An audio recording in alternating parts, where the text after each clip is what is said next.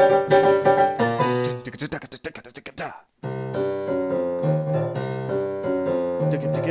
think it's time to see some cats. Get everybody their stuff together.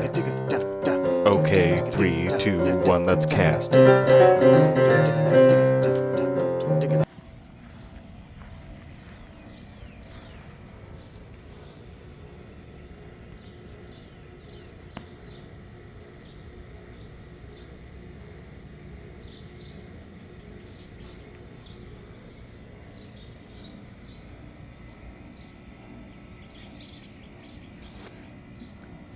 Yes. My essence. He became aware of the essence, and the ceremonial butt display can now commence. It's a big thing that has to do with, positioning of the stars. Yeah. He's very into astronomy.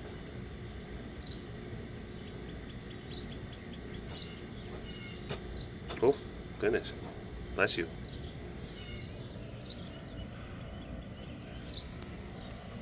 All right. It's the morning. And it's a little moist outside. The air has got an abundance of moisture. Probably going to be seeing some rain in a couple of days.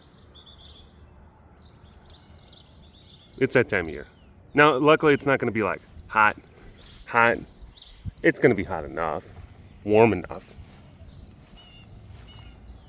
But usually it'll be like kind of a cycle in the springtime where a region will kind of collect a bunch of moisture, and then a front comes through and kind of turns it into storms and rain.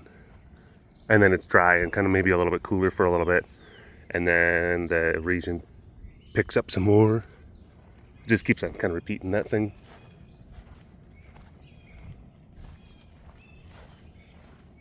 But we're not talking about weather. We're talking about cats. Cats. That's why we're here. I don't know where Rasa. Rasa must be inside. Rasa must be inside just peeing everywhere. Because that's what she seems to be really, really good at these days.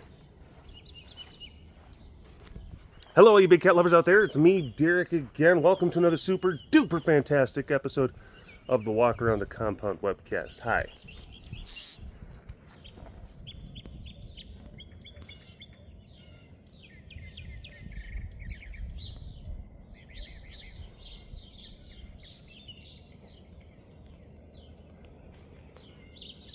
funny. Go around. We were cleaning SCUs yesterday, and they got the big glass windows. I had the brim of my hat up like this, kind of thing. It was a little bit cloudy, so I didn't have to worry about the sun getting on my face so much.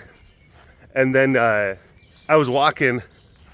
And I was walking up to the SU to go in, and I saw my own reflection in the glass door, and I'm like, I look like Ike Clanton from Tombstone.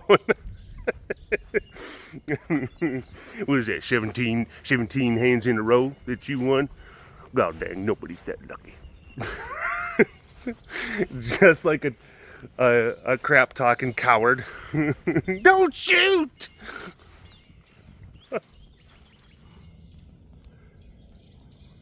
Hello, Jacob.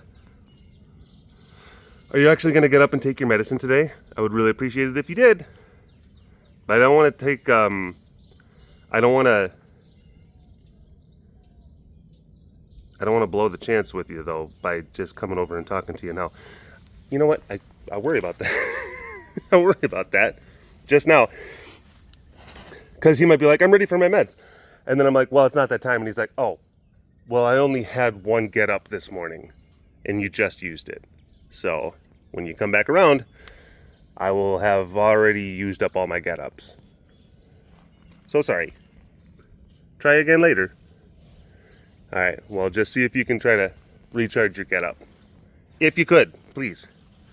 Please. Listen here, Kansas law dog. Law don't go around here. You savvy? Oh, there she is. Hello. How are you? How are you? See, we got all nice and disinfected and new hay put in, and she just comes right in and says, oh my gosh, it smells amazing in here. How about if I just pee, pee, pee, pee, pee, pee, pee, pee, pee, pee, and then we gotta do it again in just a few days. So, yep.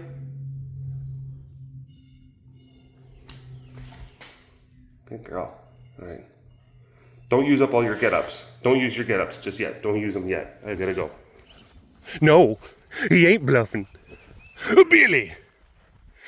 He'll kill me. Munch.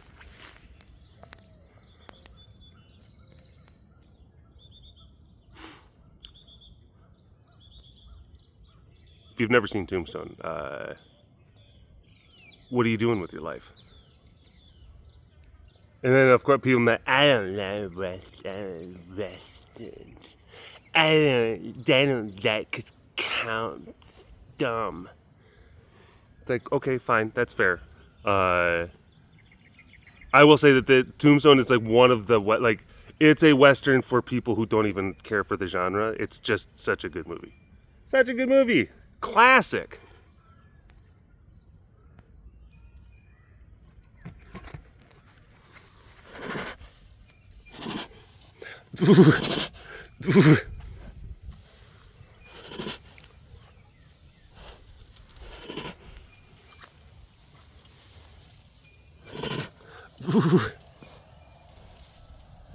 Never has there been a more epic assemblage of mustaches put to film.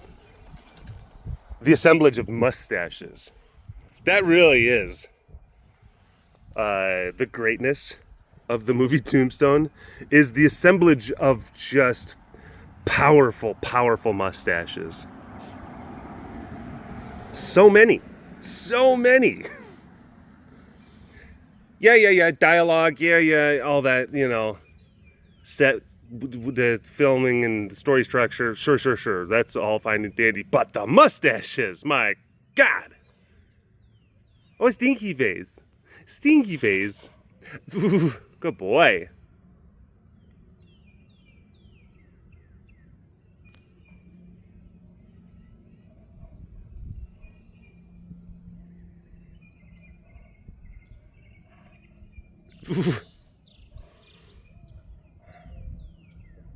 Nice.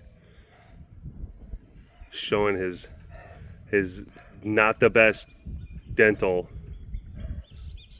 situation. And then a lot of times you'll see that sometimes with cats that have questionable genetic health. And especially cats that maybe come from other places, that spent a lot of their grow-up years in other places. And again, like, I don't want to completely, I'm not trying to disparage, but I think that the quality of Munch's formative diet was not the same that, I don't know. It was not always going to be the most conducive to, you know, the types of oral health that we can find from animals that kind of get their kickstart here.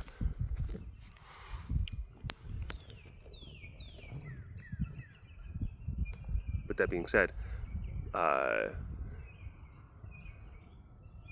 Munch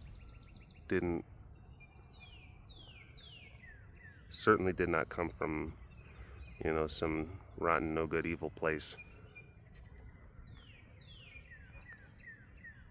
Look at that. Look at that pretty girl. Love it.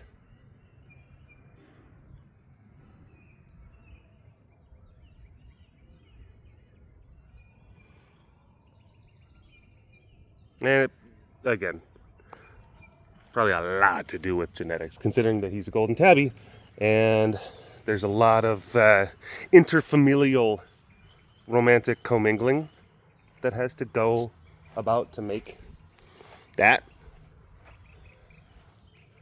and then the associated issues that can come with such genetic pairings.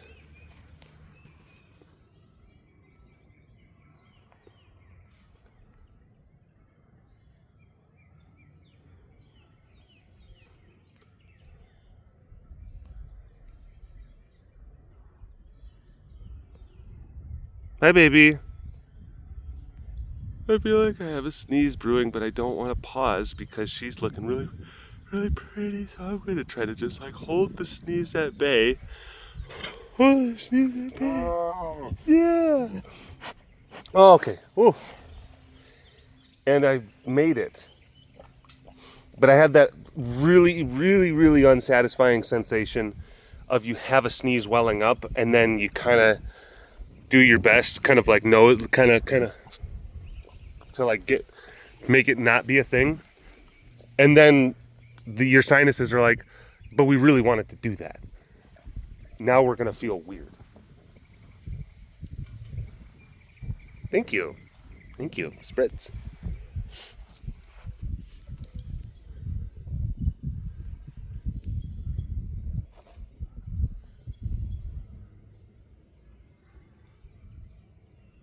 Nice. Look. Aw, she's dripping over the side. She's dripping over the side. Poor thing. Poor angel.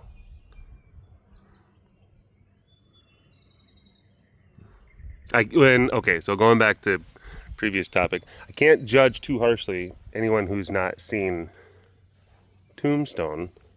I consider it to be a classic. I've seen it like 1,000 times. Love the movie. I love it. Literally one of my favorite. Like if it's one of those things when channel clicking was still a thing in my abode, it's one of those like, oh, if it's on, like I guess that's what I'm watching. So you hear someone like, when someone says that they haven't seen a classic thing or whatever, and then you're like, oh.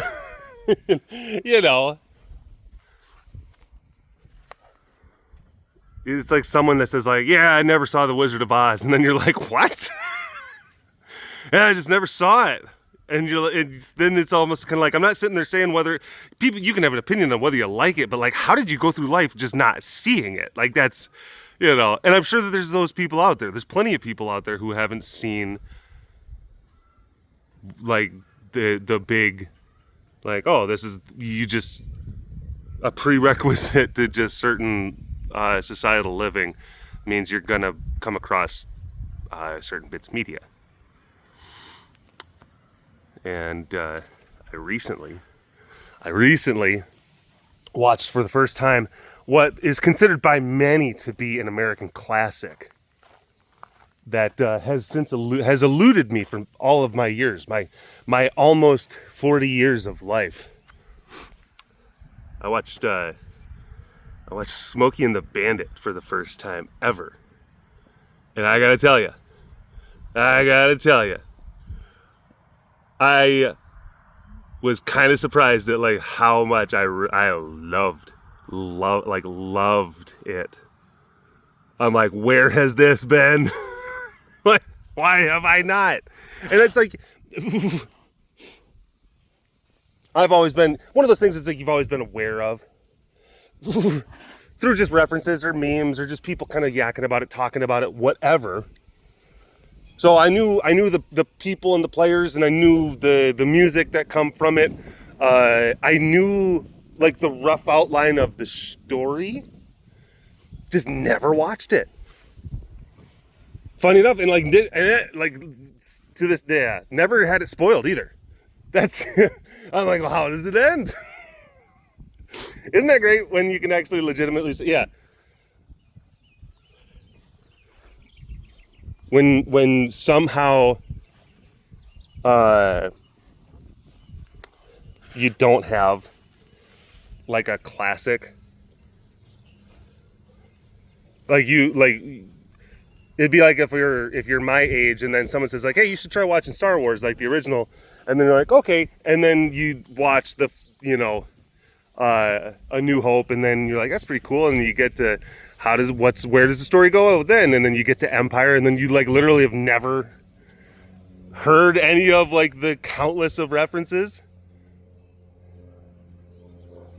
It's great when you can go and not have a thing spoiled. There's probably been plenty of things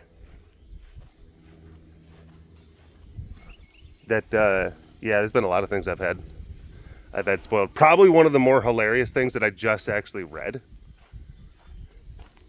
I read it on a comment thread somewhere on Reddit, I believe. But someone had said that they went for years not ever knowing the whole breakdown of the sixth sense, which of course I'm not going to break down here because there could be someone who hasn't seen it. She keeps on walking away.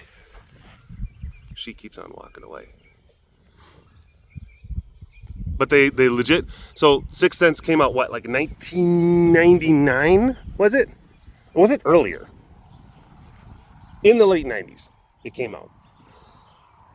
And this person went for years, hadn't seen the movie, and then it was like sometime in the mid 2000s, maybe like 2008, 2009, they decided, and this is still like the dying breath of video rental was a thing.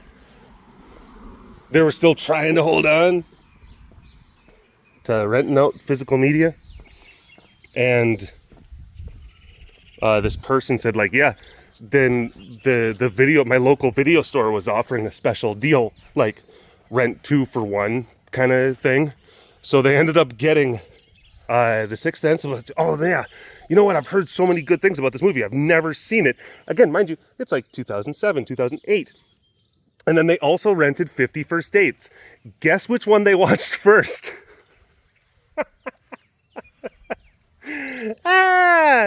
Yeah, they watched the delightful Adam Sandler, Drew Barrymore rom-com first, and then they're like, what? And then they popped in The Sixth Sense, which is they made it all that time only to have it just completely, crumble right at the finish line. Oh, what a unfortunate chain of events. But yeah, I know I'm not saying anything that's like, oh my gosh, these are controversial takes that you're taking. Man, you like Smokey and the Bandit, huh? Wild. But I really did.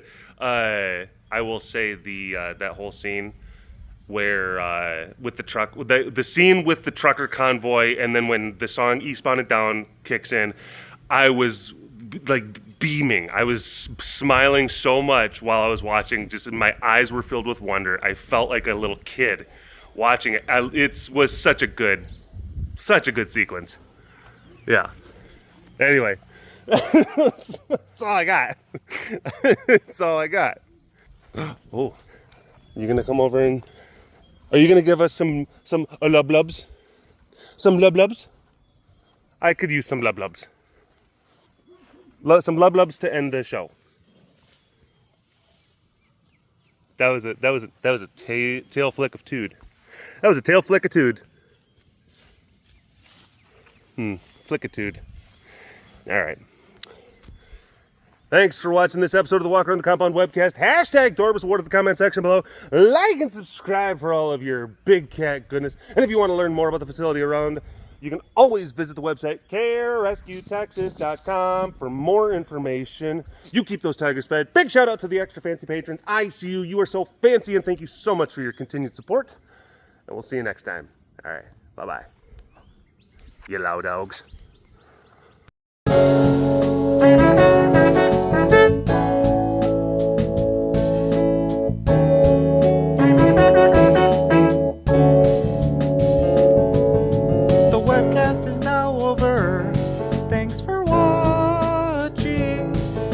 should like and subscribe for more Big Cat content.